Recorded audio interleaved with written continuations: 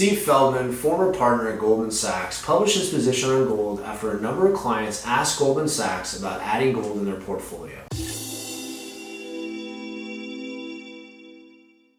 Goldman Sachs Investment Strategy, or ISG, said they're not recommending gold as their strategic asset class in a well-diversified portfolio. They contend that gold is not a good inflation hedge. Aside from being a well-written piece, the pieces of information he provided and succeeding analysis were sound. So we would borrow his words. The link to his original pieces is in the description box. First, Feldman said that he doesn't see gold as an income-producing asset. Gold is a store of value.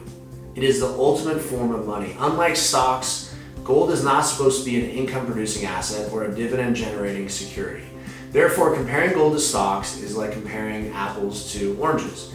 Gold is more appropriately compared to the US dollar. Like the US dollar, gold is a medium of exchange that is accepted around the world. Like gold, the US dollar pays no dividend. The biggest difference between gold and the US dollar is that unlike US dollars or any other fiat currency on the planet, the supply of gold is limited. Right now, the Fed is printing relentlessly. These causes for the value of the US dollars to go down. No one can overprint or overproduce gold. Next, Feldman pointed out that the historical record provides a clear answer on whether or not gold is a hedge against inflation. Gold outperforms rising inflation. A long-term study shows that gold price has historically risen during periods of high inflation, and the higher the inflation, the more gold rises. During stretches of inflation that exceed 3%, the return on gold per annum is 8%. That return clearly outpaces the rise in inflation.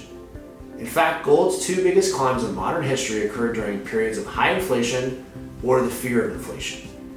Gold rose 721% during the high inflation period of 1976 and 1980. It rose 170% from 2008 to 2011, when most investors feared inflation would rise with the QE efforts. But then ISG claims that gold's slight edge over inflation is not attainable due to physical storage or insurance fees and requirements. And that's beyond ridiculous. Any kind of investment is loaded with fees. Let's assume that a hedge fund does in fact hedge risks.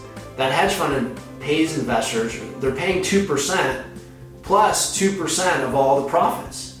That's way more than the storage of gold. And if you choose to store the gold yourself, there's no storage fee.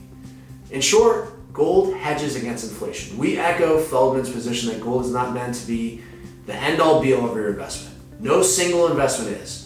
Investments need to be diversified, but gold should be in that picture.